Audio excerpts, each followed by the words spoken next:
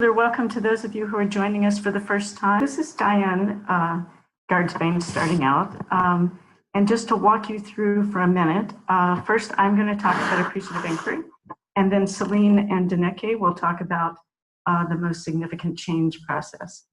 And you're going to see that there's both similarities and differences in these approaches, but we're presenting them really as distinct methodologies that I think offer options as we begin to create our learning partnerships in particular. And for those of really throughout all of your work, I hope. And obviously we have a short time, so today's really an introduction, but we have literature at the end of the entire presentation that you can have more resources about. So in the next few minutes, I'm going to talk really briefly about appreciative inquiry. I'm going to talk about why we're talking about it at all, what it is, and then I'm going to briefly outline a few uses of appreciative inquiry that I think are relevant for the Prevention Collaborative in particular. And this includes sort of starting our partnerships with project launch and design, developing a theory of change, and using appreciative inquiry as an approach for data collection, for research or evaluation. And you see this picture just kind of shows it's an asset-based versus a deficit-focused approach, and that's what these two approaches have in common. So why talk about appreciative inquiry at all? Appreciative inquiry is, you could call it a package of approaches that are used to study and foster purposeful and transformational change for organizations, but also for communities. And I think it's a really good match for the Prevention Collaborative for a number of reasons.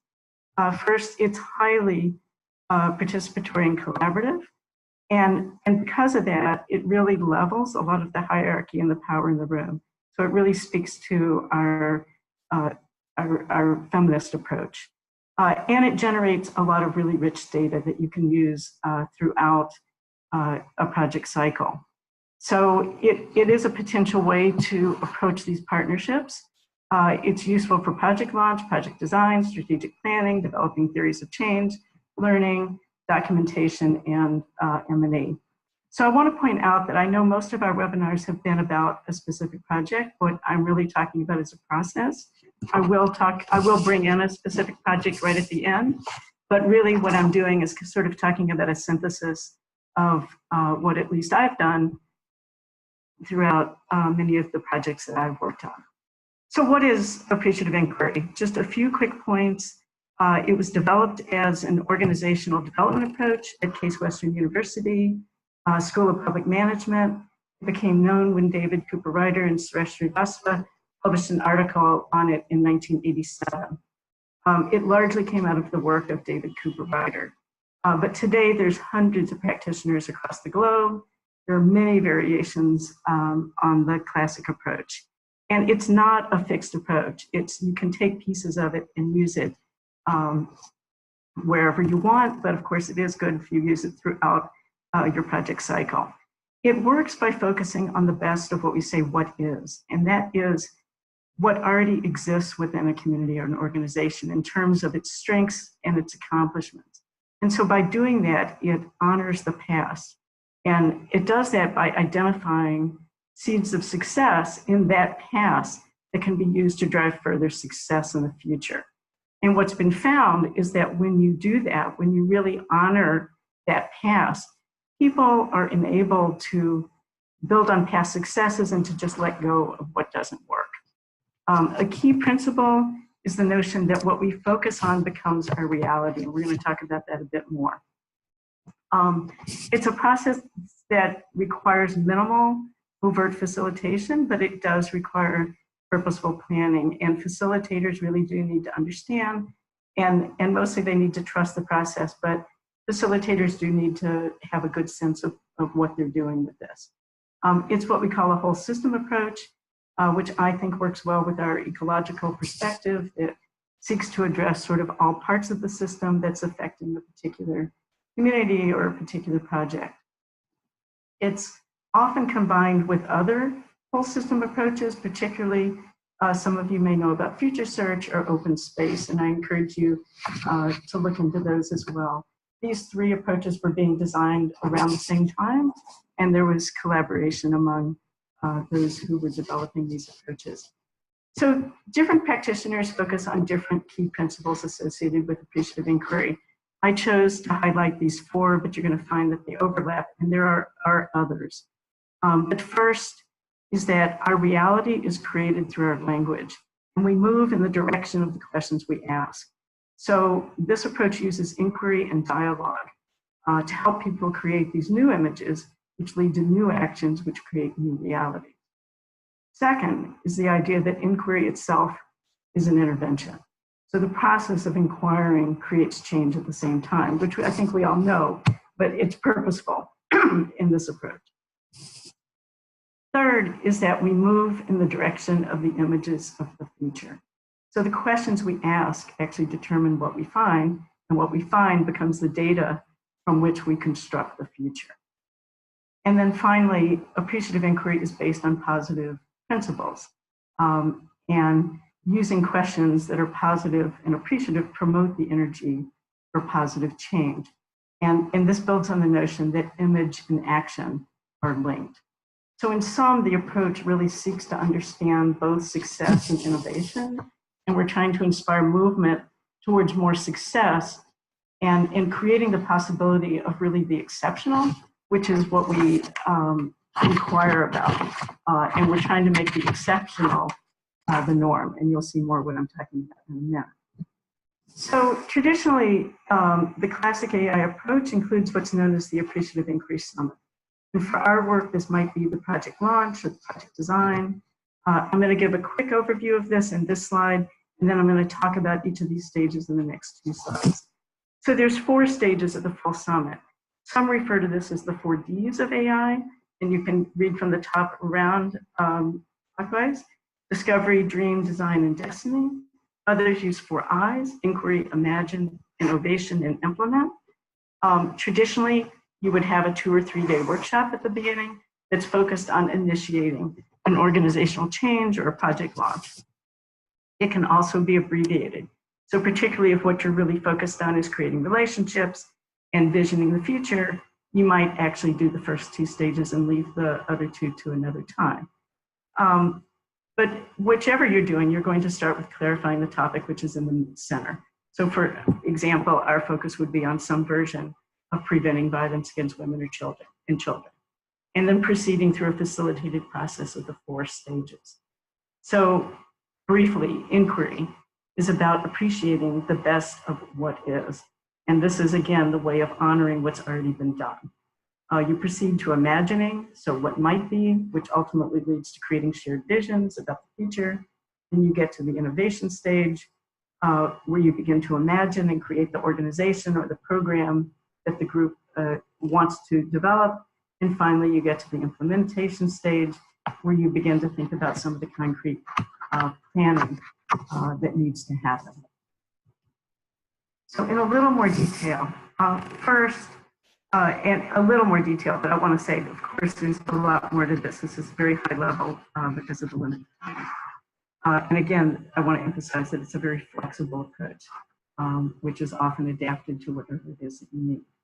So first, it's really important to get that whole system in the room. And this is a systems approach, a holistic approach. And in our case, this would be represented by making sure that we have the right partners, community leaders, community members, and other stakeholders. Large groups work really well, and everybody's voice ends up being heard, as you're going to see. But really ensuring that those voices that represent those different levels that you want to be sure that we're addressing are actually in the room is important. So second, you're going to set the stage, you're going to define the task, outline your flow of your day, come back to that because it becomes messy sometimes.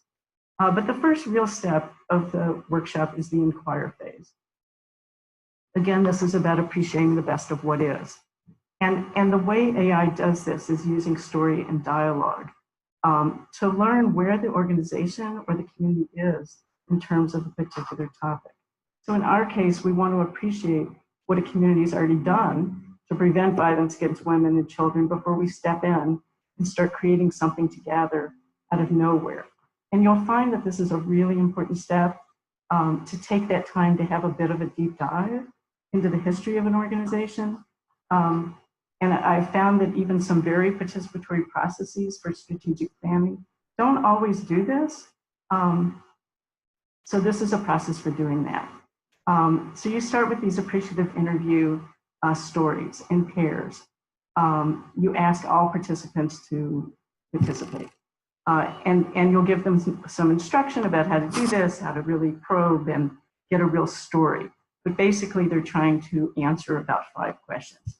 So they'll ask their partner, tell a story about an exceptional experience. Or you might say something you're really proud of that you've done in your work on this topic, or some topic close to it if they never have worked on this topic. And then you might ask what organizational values or what personal values were at play. What were the key factors of success? What was your role? What were other people's roles? And what do you wish for to generate more success like that experience that you have? So you capture the highlights, and these can be shared in small groups or in a full plenary, depending on the size of the group and the time you have. But then the themes of the key aspects of that group's assets are captured and can be used to produce what some call a positive core map. And those are those things that the community can draw on for building the future. And even a low functioning group will find it has assets. And this can be a really quite an energizing activity. So then you're going to go to the imagine. So in the next stage, you're really setting the stage for the future. And AI principles, including that our reality is created through our language. Remember going back to that slide, that we move in the direction of the images of the future, and that the questions we ask generate the data we use to frame our future are really key in this. So we try to paint a picture for the group to get them start visioning the future. And you might say something like this, although you might be a little more detailed. You'd say, okay, here we are, imagine that it's 5 years from now. And this project that we're just really starting to lay the groundwork for in these days has been working over the past 5 years, really hard to prevent violence against women and girls in this community. It's been really hard work, but we've been really successful. And now we've all come back together in the same place where we started 5 years ago to really reflect on this and to celebrate. We often say we're celebrating what we've done. So now take some time to think about it. What exactly are we celebrating? What have we actually done? What have we accomplished? And what are we saying as we document this success together? What are other people saying? And then you use both individual and small group reflection to generate these visions, sort of looking backwards, but you're really getting the vision for the future. So finally, you move to the Innovate stage, which you may just be planting some seeds here. But then the themes from those shared visions are distilled. And a method of AI is to have small groups then create provocative propositions for each key theme. So you'll decide, you may vote on the key themes using stickers, whatever, and we ask a group to consider bridging the best of what is and what might be. We say challenge common assumptions, suggest what you might think of, be bold, think about what you want in your future to be able to implement these visions. Finally, then in the implement stage, you're going to start creating action plans and next steps are generated. So hopefully you're starting to get a picture of the process, which again is adapted based on your needs. In using appreciative inquiry to develop a theory of change, you're basically using the format that I just described as a framework with the goal of ensuring that you're generating the data that you want to develop a theory of change.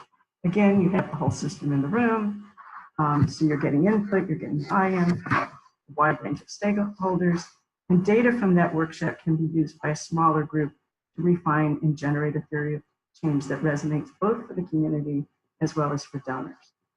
You go through the first 2 stages of the process to identify what is and division what might be, generating consensus on what's important. In the Innovate stage, you focus on what will it take to achieve these visions. And finally, in the Implement stage, you look at how change is theorized to happen. And you may conclude with how do we measure and document change. And again, you do this with the people in the room, with this wide range of people, and you do it without technical jargon. You don't need to talk about indicators and log frames. But what you get is buy-in, excitement, energy, and the data you get from this process is extremely rich. Using appreciative inquiry for research and evaluation, very effective for framing data collection tools.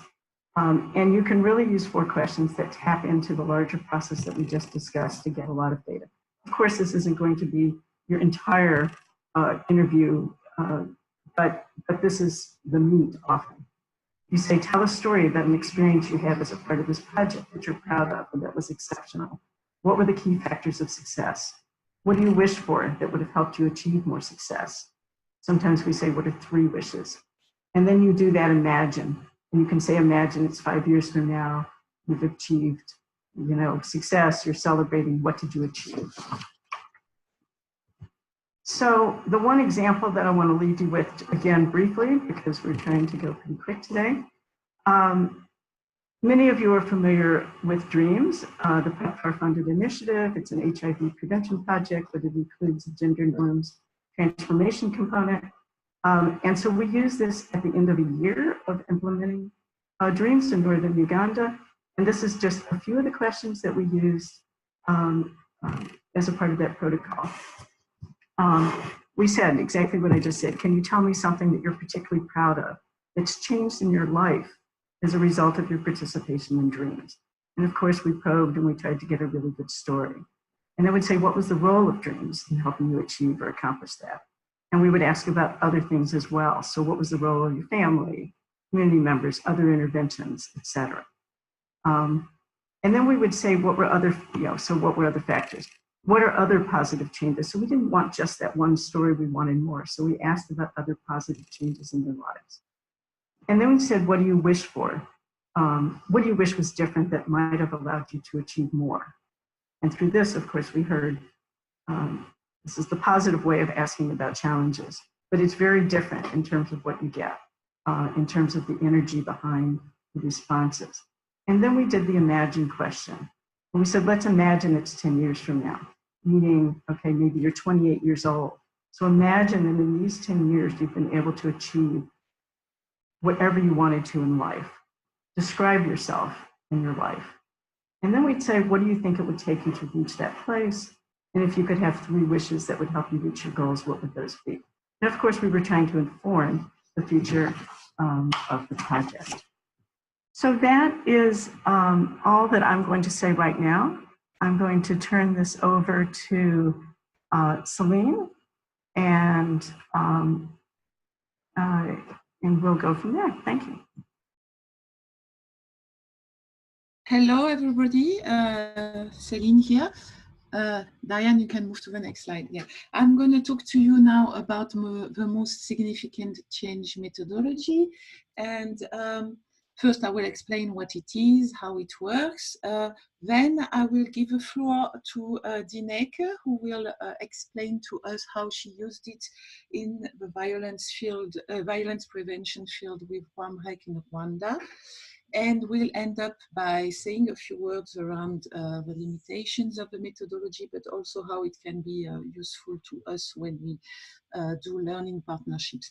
A few words before we start, because I realize most of you do not know Dieneke. Dieneke currently works for GIZ in Lesotho in a violence prevention program, but she was previously working in Rwanda and with Huurne, and we invited her because she has a concrete example, interesting concrete example to share on the use of this method with a program that we all heard about in Istanbul and through the webinar presented by Erin.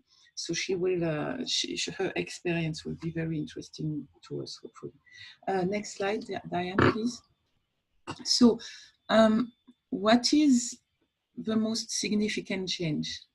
Diane? Yeah, so what is the most significant change methodology? So it's the collection and systematic analysis of stories of change used to do participatory monitoring and evaluation. So why is it why is it participatory? Because the stories are collected directly from the beneficiaries and then are fed back to them. And also because project stakeholders are involved in the analysis and in the selection of a story that illustrate the most significant change to them. It's used for monitoring, and a special kind of monitoring, because it doesn't use the traditional indicators, but it uses the stories and text-based analysis of the stories that are collected. It's also different kind of monitoring because it looks more at outcome and impact than outputs. And it's used for monitoring as well because it's highly advisable that it's used several times throughout the program cycles to help reorient it and to measure progress towards the expected objectives, expected results. And then finally, it's also used in evaluation because it's a very rigorous and systematic methodology. It's based on, as I say, analysis of text and triangulation, and it provides very interesting data on impact. So it's linked with appreciative inquiry, because as you can already see, both methods are based on collecting stories. Both methods look at what works and how to do more of it. And both methods, very importantly, take into consideration different power dynamic within a program. But at the same time, it's different because if the most significant change methodology has adapted some of the principles of the appreciative inquiry, it's also based on other theories. And the main differences are the most significant change methodology also looks at what doesn't work, or looks at it more than appreciative inquiry does so. And it's used for essentially for monitoring. It's not used for planning or design in general. And it's based on a very structured and organized selection process of the story, where appreciative inquiry is not as structured. The process is not as structured. So next slide, please. So how does it work? So first, we define domains of change. So what are domains of change? Domains of change are broad categories that are purposefully open to different interpretation and that are linked to the expected results of the program. And these broad domains of change, they guide the collection and analysis of the significant change stories. And there's also one domain of change, which is called the open window, that's left open, and where we ask respondents to speak about any other change which is totally out of expected results of a project. So first we define this domain of change, then we collect stories from the beneficiary about what is the significant change that this project brought to you. I'll tell you a bit more about how we collect the stories later. The third step is to organize focus group discussions where the different stories collected are read to a panel composed of different project staff members. They discuss the different story and they together select which one is the most significant to them. Then feedback is given to the beneficiaries, and in the end we do a content analysis of the text of the stories, but also of the focus group discussions. Next slide. So I'm going to tell you a little bit more, give you a bit more details on the collection and writing of the story. So first you see on your left the interview sequencing, which is more or less the same. The first question usually is about what is the most significant change that this program has brought to you. Or here I used the example of a program I evaluated, which was a training program on comprehensive sexuality education. And you ask the participant to describe the change. Obviously, you have some probing questions. Then question 2 and 3 are actually the core of the interview. It is when did this change happen and how did this change happen? And these are the most challenging question. And the second one, the when did this change happen, we're really looking to identify any watershed moment, for example, in the training that enable the change. And the third one, and how did this change happen, is really to try and unpack the change pathway. What is it in this program, out all of these activities, that really makes the difference? Then we continue, why is this change significant to you? How did it change your practice? And then what could have been done better in this program?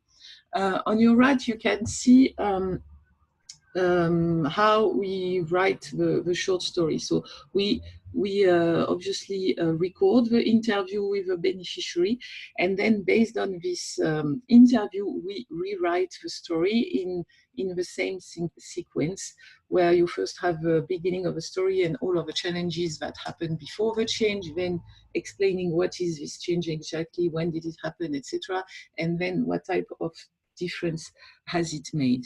The stories have to be very short, written in plain and simple language, and include significant quotes from the different participants. Next slide. Then a few words about the focus group discussions and the story selection process. So as I said earlier, the focus group discussion is made from program staff and possibly other stakeholders like government partners or policymakers, I mean, whoever you feel is relevant. And I mean, it's not whoever you feel has been sufficiently involved in the program and has a stake in this program. And then we read, the facilitator reads the different stories, and then we ask the participants to select a story and to justify why they select that one. And that discussion is actually usually extremely rich because it highlights the various perceptions of the project and what the different stakeholders expect from it. And it is usually not the same. So it's also this moment is quite important for the different stakeholders to actually bring them all together around a common understanding on what is this program all about. And to the right, I just gave you an example of the selection process, which is also very rigorous. So here, same, I took the example of this program I had evaluated, which was a regional program. So as you can see at the bottom line, we've selected the stories, 3 stories per country. And we had 8 countries actually, so it made 8 multiplied by 3, quite a lot of stories. And in each of the country, there was one focus group where they had to select one story. So we ended up with 1 story per country. Then we moved to the next level and had a different focus group with this time the regional staff involved in the project, which had to select 1 story again and discuss, go through the same type of discussion. Next slide, please. So now I'm going to give the floor to Dieneke, who's going to tell us more how she used it with RAMREC and what she learned from it. Thank you, Dieneke, over to you. Yes, good day, everyone. My name is Dieneke, and thank you, Celine, for the introduction. I am, as I said, currently working with GIZ in Lesotho, but previously technical advisor for GIZ in Rwanda, and in that capacity facilitated RAMREC to implement the most significant change methodology for its Ending Domestic Violence project. So this project was coming to an end in 2014, and there was a real realization that the impact had achieved great results. Impact in terms of really changing household behaviors and overcoming couples, helping couples to overcome violent situations in terms of intimate partner violence in particular. But the log frame didn't capture any of that. I think at the time of the design of the program, it was considered to be too complex, too difficult, too costly to include impact indicators in the log frame. And so none of these stories were really at the risk of being lost. So this is I would say essentially the key reason why the most significant change methodology was felt to add real value to the evaluation of the program, to try and capture that impact, but also to better understand what exactly generated change, what were key factors in achieving change, also to use that in the design of a follow-up phase, which was in fact in the Chiricahua, and I think some of you may be familiar with that also. So next slides, please. So what was done? Well, first of all, a semi-structured interview guide was developed, very similar questions along the lines that Celine also presented, but also with a stronger focus on what were critical success factors and challenges on the road to change. Recognizing that when overcoming domestic violence and adopting positive masculinity behavior as promoted also by Ramrek is a very challenging social process. So that was also a key sub-objective of collecting these stories. What are the main challenges for change in people's personal lives, and how do they manage to overcome those? So what followed was a staff training, which especially focused on interviewing skills, probing without asking leading questions, really trying to capture the details and concrete examples of stories of change rather than quite general comments. And I think based on that, that is really challenging. And I think being a good interviewer, I think we understand the skill it takes. So taking project staff from a local organization that's never being trained on interviewing was quite a process, and actually we decided to further adapt and further structure the interview guides by having more clear follow-up questions underneath it. So then Ramrek staff went out to primary but also secondary beneficiaries and of the Ending Domestic Violence project, and in particularly the secondary beneficiaries, so not necessarily the couples living in violence, but perhaps local authorities or the community volunteers engaged. They turned out to be some of the most unexpected outcomes, where men were sharing about even if they hadn't lived in violence with their partner, they had started to make changes in their life in terms of decision making in the household or household chores, or greater advocacy for budgets towards GBV services in their community. So anyway, so after collecting these stories, focus group discussions were organized. And there was an active involvement of the community volunteers that were engaged also in the project. And that actually also helped to triangulate data. So there was quite a lot of intense discussion, first of all, on the significance of the change. Well, what does the change really represent? And there was actually also a little bit of a challenge of stories being reinterpreted but during the focus group discussion. So it was quite a challenge to get people to stay true to the story and not try to reinterpret it, what was the real change behind it, but accepting that the change people had selected that's the most significant was in fact the most significant to them. And the other thing was that there were some fake stories discovered among I think there is also the social pressure for wanting to be seen to have changed.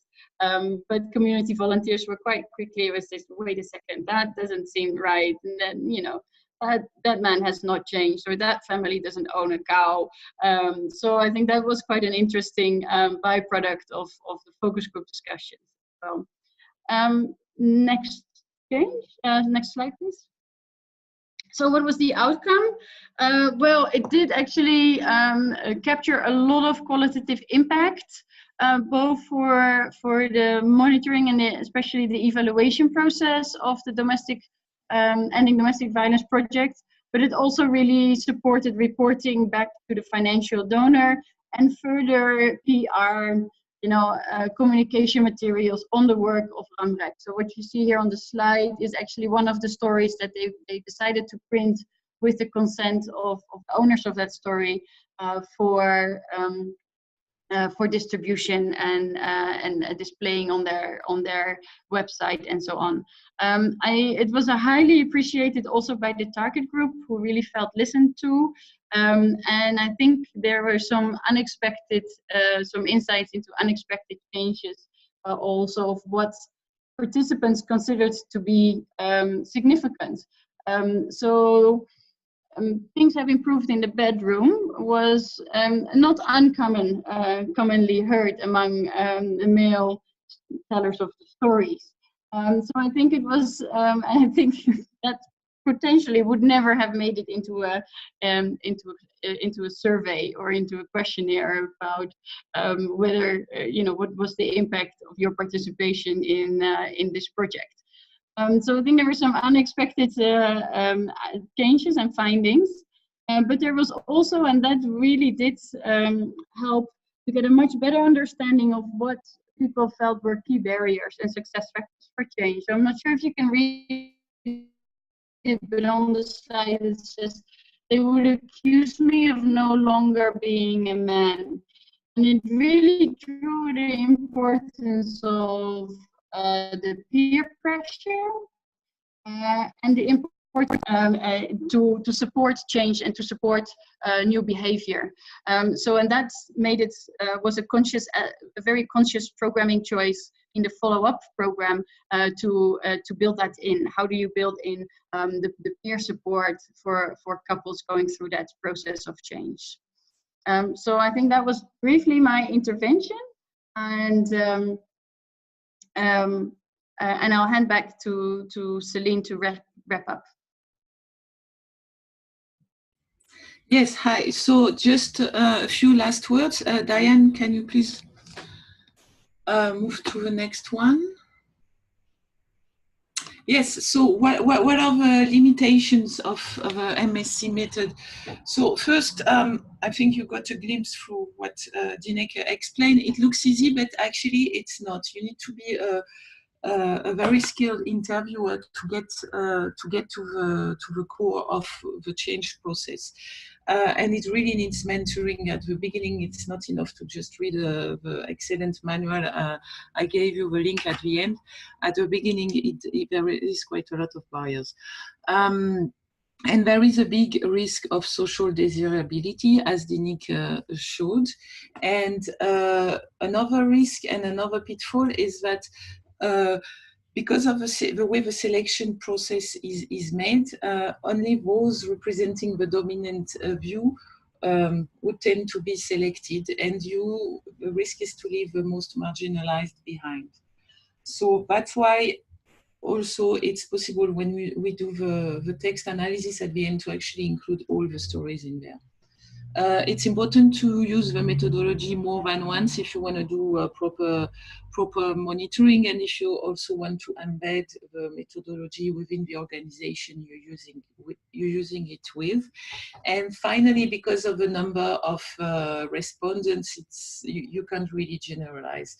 So it's a good complementary method, but that's the same basically with any qualitative method.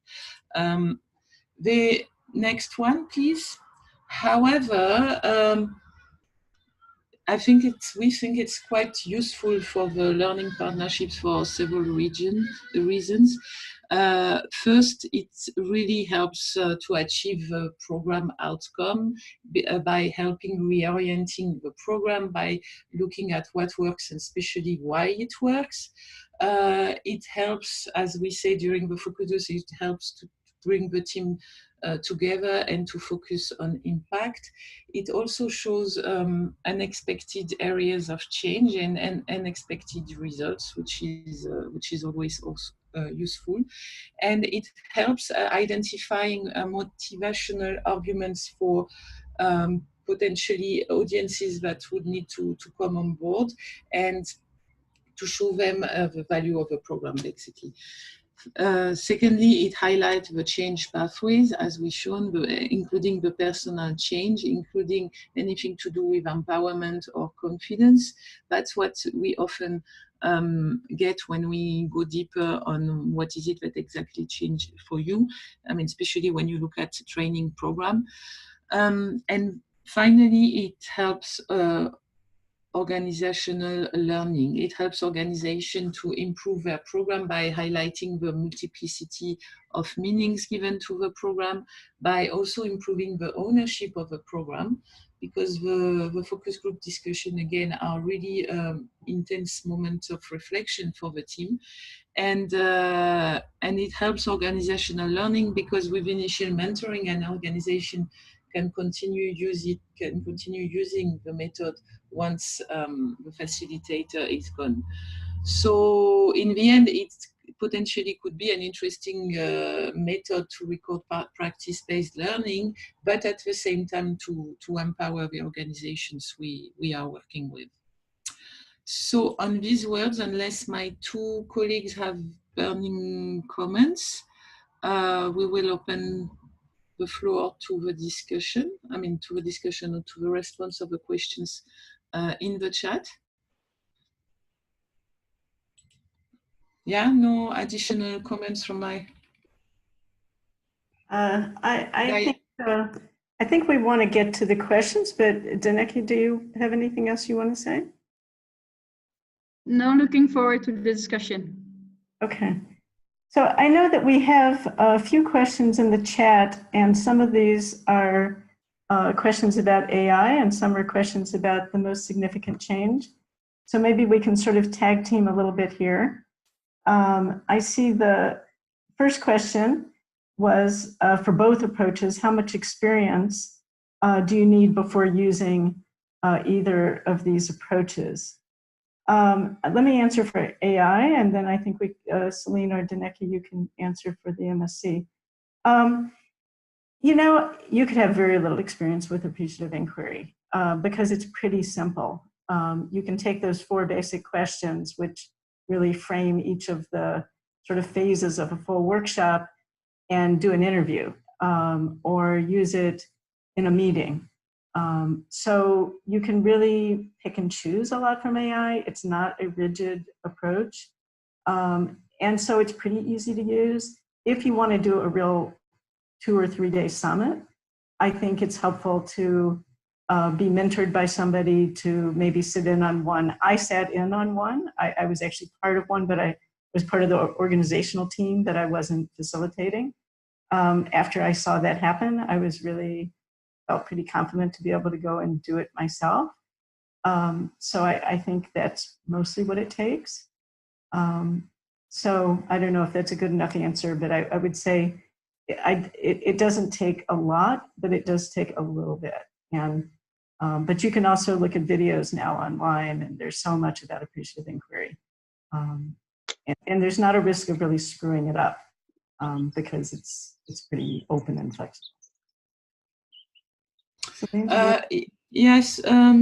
Well, for me, I actually was mentored by someone who's a specialist of it and was running a training session. Someone working for KIT in the Netherlands, and it was pretty useful because basically she gave us an initial training. Then she gave us the tool. We went out to do the evaluation, and every time we needed troubleshooting and I did this interview and nothing came out, what do I do, etc. We would turn. So I would say for most significant change, I would say that the first time you use it, it's good to have somebody mentoring you and being there to help you when you're stuck, because you do get stuck. I don't know if Dieneke wants to add anything. No, I would agree to that. I think at the same time, I think the same for appreciative inquiry. If you have walked through the process once, and, you know, ideally mentored by somebody, or maybe in a setup where it's pretty self-explanatory, although I also do agree, and I the comments here online, and that's also very true. I think there is just that appreciative inquiry, one can pick elements from it. With more significant change, ideally you do follow the entire process, but more and more you see people just picking elements of it and maybe only collecting the stories, but not going through the entire collection process of is considered to be the most significant change and why. And I think that it does reduce the usefulness of the findings of the exercise. So in the end, you'll get stories and maybe they're great for, you know,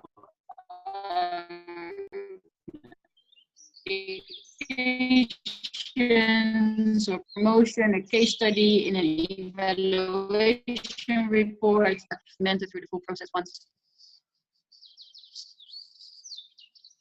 Okay, Dieneke, you're going in and out, your internet connection perhaps. Were you finished?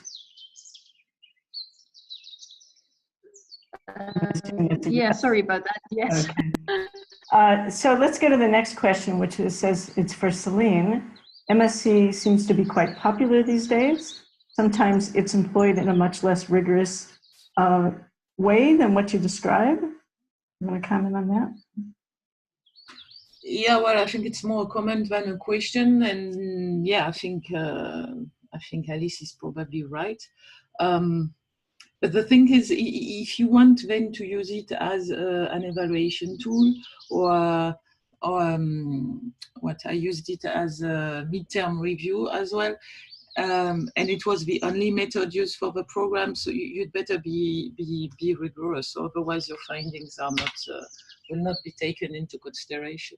So yes, there is room to be loose, but I wouldn't advise that.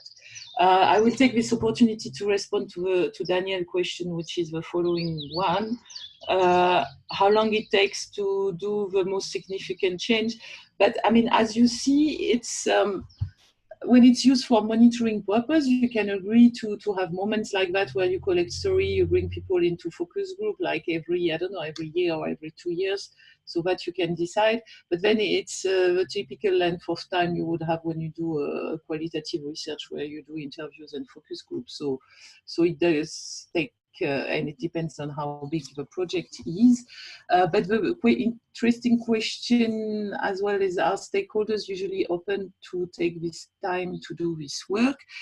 In my experience, yes, very much so.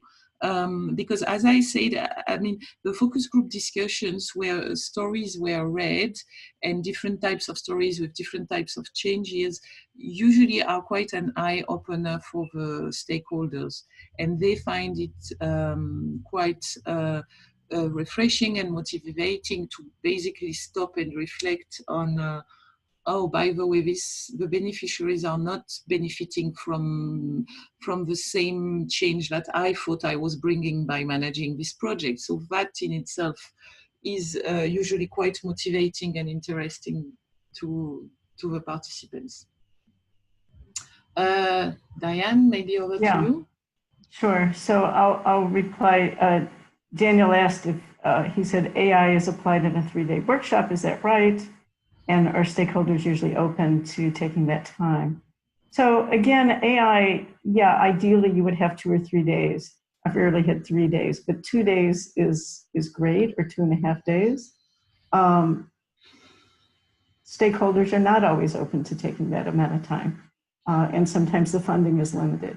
And the point is to get large groups in the room, if you can, you know, to really ensure that you have representation. People's whose voices you want included, particularly in the beginning. So sometimes it takes a bit of convincing, but I've never experienced where people regretted doing it. Once you convince them to do it, they're just like, oh my God, this is so amazing.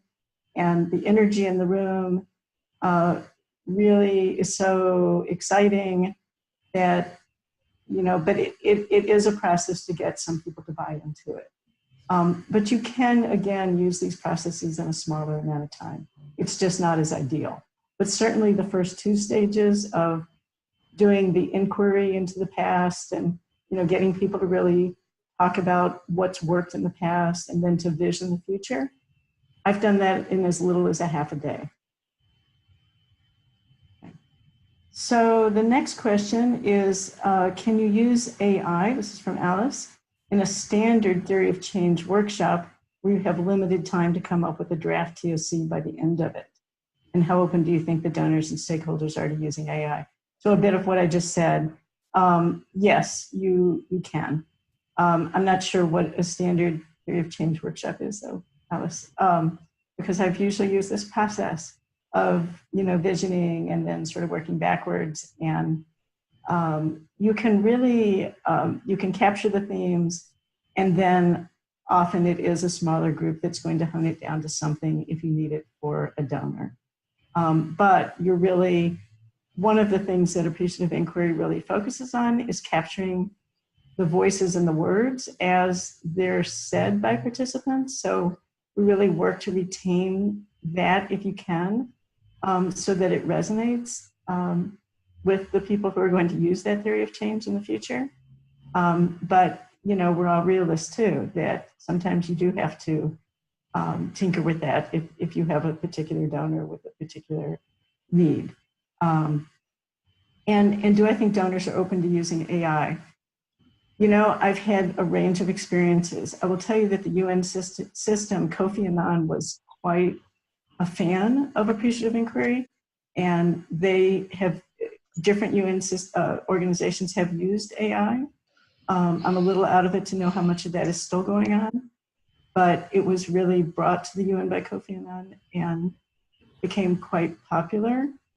On the other hand, sometimes you get, I just did a project 2 years ago with the State Department in the US, and they did allow us to do it, and they were really excited about it in the end, but they were really worried because their stakeholders were sure that we would only capture success. It was an evaluation and a strategic planning kind of tied into one.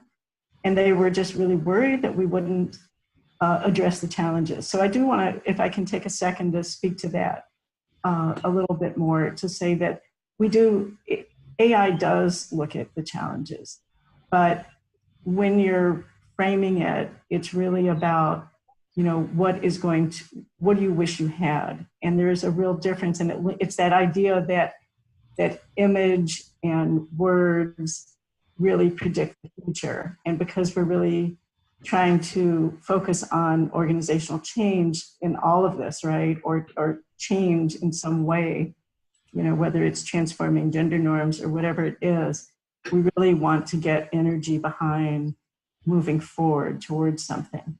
But it very definitely does end up capturing the challenges. And sometimes that is a challenge, is participants in the room keep wanting to go back to the problem-focused language. And so that's probably one of the things in terms of training of a facilitator, is that you really do have to be able to continue to turn that language a little bit and get people to move out of that paradigm that they're so used to. Okay, I'm now trying to catch up with other questions. Okay, I see Daniel. One other thing, I can imagine you being with a group for anything for 1 to 3 days and having a ton of information coming out of them. How do you go about organizing this information, these stories, and how long would that usually take? And I'm going to assume that that is both processes of MSc and AI. When I've done this, we really do try to document that. And yes, both. We try to document everything. We do a lot of putting up, those of you who were in Istanbul saw the sticky walls.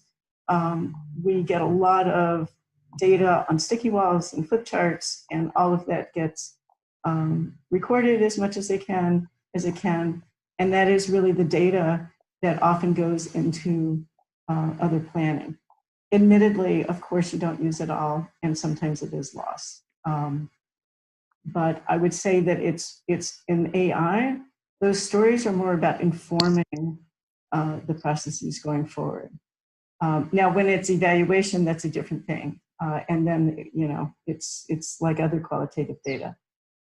It's used, it's coded, it's analyzed in the same way you would with any other kind of qualitative data. Celine or Dieneke, do you want to speak about MSc?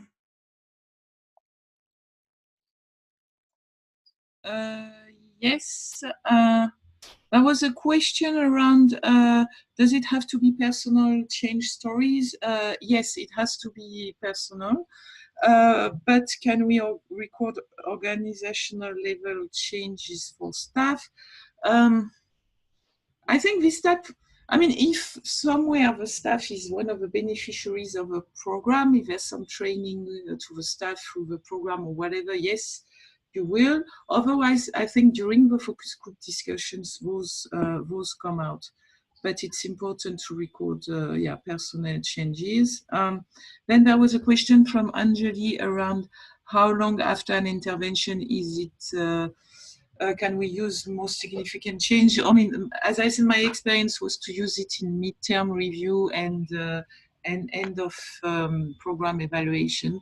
So I think the earliest I used it was 2 years after the start of the program, and I think that was the cutoff. I don't think we can. I mean, it depends on the program and the intensity of the activities, but I think less than 2 years would be a bit meaningless, or would not give rich enough data, I think. I don't know if there's any other question. I'm not sure if everybody can hear me all right. I know my internet connection is not always the best, but maybe just to say to that, I've personally not only used it as Celine during midterm or end of project evaluations. I would love to have an opportunity to implement it post-intervention. Because I do think it's an opportunity to also capture sustained impact. Although at the same time, I think there is a tendency for human beings to talk about most recent things that happened in their lives, and therefore I think there is a risk if you wait too long. I wouldn't. Yeah, that the stories you collect are perhaps not as more, people don't actually link it back that directly anymore to the project interventions. And that is, of course, one of the core areas of interest. So I think there is a risk, but I don't have experience with implementing it really post intervention.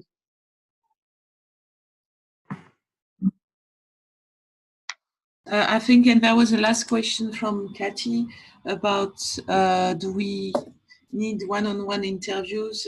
Yes, we do need one-on-one interviews. I think because we can go deeper on one-on-one interviews.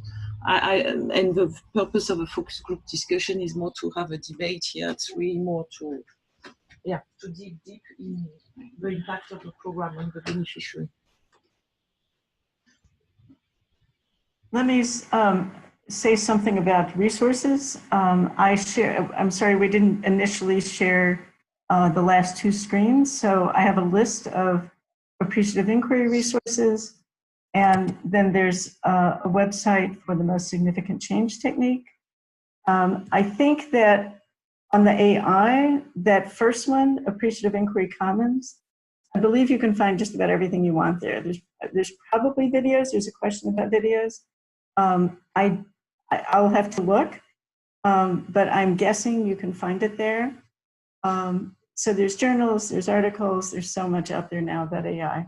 I will try to see if I can find some good videos to share. I can't say I know off the top of my head, but I'm sure they're there.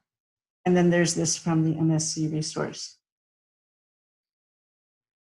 I wonder, we have just about a couple more minutes, or I'm not sure what time we were supposed to go to. I think 9:15 or whatever hour 15 after whatever hour you're at.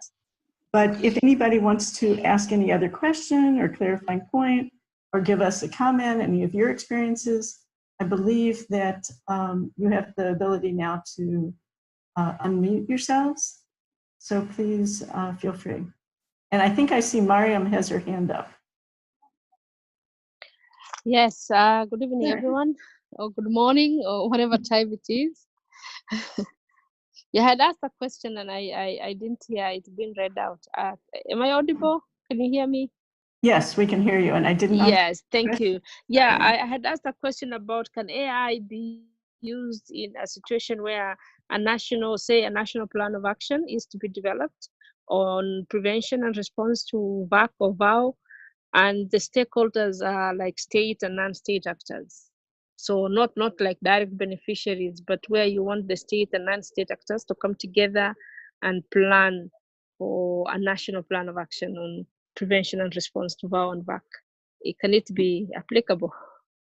Yes, I'm so glad you asked that. Yes, absolutely. And that can work really well.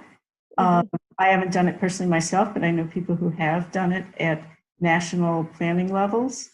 And again, you know, one of the things that happens in the room is that you do sort of level the hierarchy that's in the room and the power, because you're giving voice to everybody. So it can be extremely powerful. And particularly if you can convince whoever's convening it to actually get, you know, some community members in the room, women who have experience with what we're talking about. It can be extremely powerful. And if you can convince the players that be to do it, I always help you find somebody to do that. Yeah. Okay. Celine or Dieneke, any closing words?